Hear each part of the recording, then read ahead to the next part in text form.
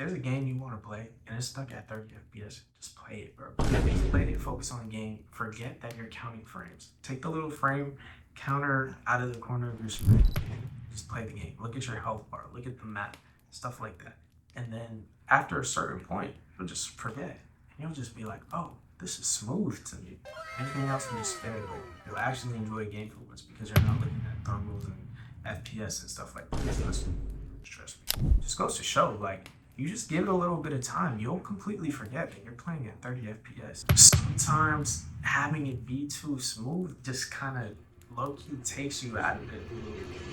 I play games at 30 FPS to see if it's really that bad.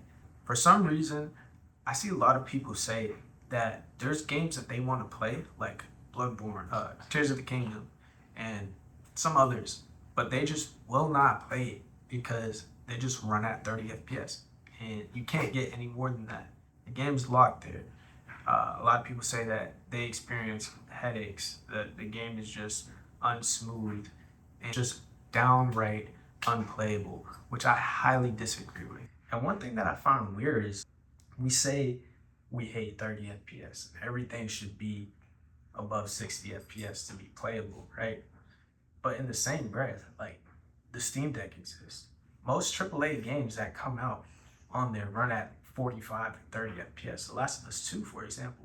I actually seen a YouTube video from a guy say that The Last of Us Part 2 on the Steam Deck is super verified. Meaning like it's the best of the best verified, right? But that game runs at 30 FPS. Everybody in the comments like, yeah, 30 FPS, let's go. Like, let's take a look at these comments, y'all. Basically, in short, you can play 30 FPS launch PS4. That's awesome as hell. Just installed on my deck. I'm amazed by this. Cat mine at 40. Played for an hour so far. 30 FPS is insane.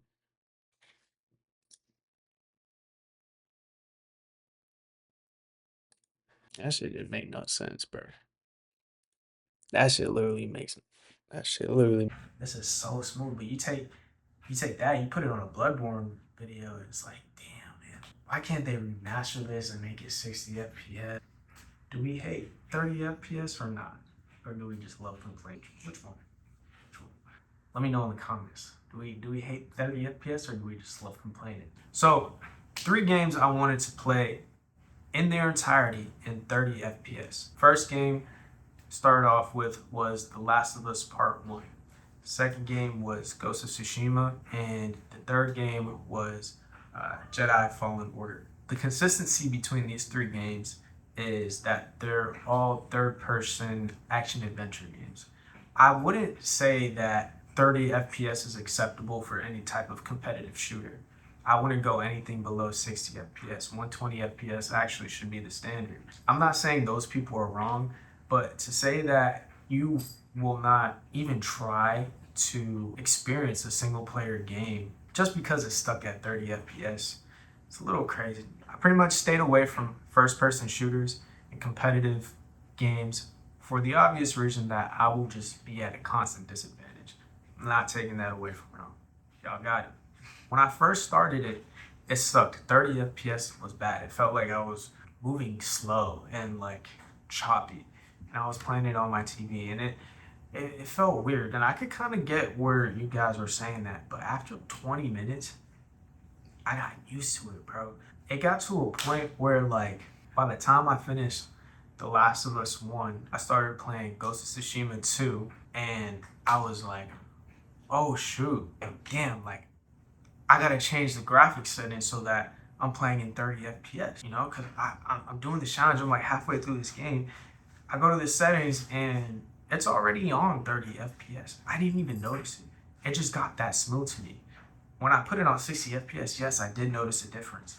It was twice as smooth. But the fact that I played half of Ghost of Tsushima without realizing that I was on 30 FPS and thinking I was on 60 the whole time just goes to show, like, you just give it a little bit of time, you'll completely forget that you're playing at 30 FPS. So to just completely disregard certain titles, classics at that, just because, you know, the frame rate is, it's just bizarre and honestly comes off a little crybaby-ish because just give it an hour or two and you'll be fine. And you're literally just robbing yourself of a great experience. And then, like I said, about an hour into The Last of Us, At first, it sucked, but about an hour into The Last of Us, it actually felt more cinematic than 60 FPS. If you don't know, most films are shot at 24 FPS, so 30 FPS is more natural to the humans. So it actually did look a little bit more cinematic. Sometimes when things are too smooth, when people are moving too smooth, it does look very gamey. But with the 30 FPS, it's pretty good. There's certain thresholds of smoothness that makes games feel too gamey. And don't get me wrong, like I said, with competitive shooters and FPS and like FPSs and stuff, that's exactly what you want. You want that smoothness, but like with a story game that you want to get immersed in and feel grounded in, sometimes having it be too smooth just kind of low key takes you out of it a little bit. I don't know if it's just me, but like, sometimes when it's too smooth, it just looks a little funny. To be honest, in real life, there's motion blur and there's roughness and even like film grain. Film grain looks good to me in games. I know you want it to be as sharp as possible, but when you're watching a movie and it's shot on film, you do see the film grain. And that just adds to that cinematic experience. It's not all about clarity and smoothness. Sometimes, art just needs to be rough and slow. And once you start adding all of these random enhancements, it's a little bit less immersive, in my opinion.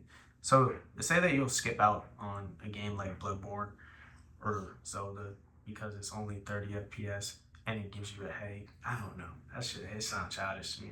And it's impossible to get immersed. It's a little bit ridiculous. So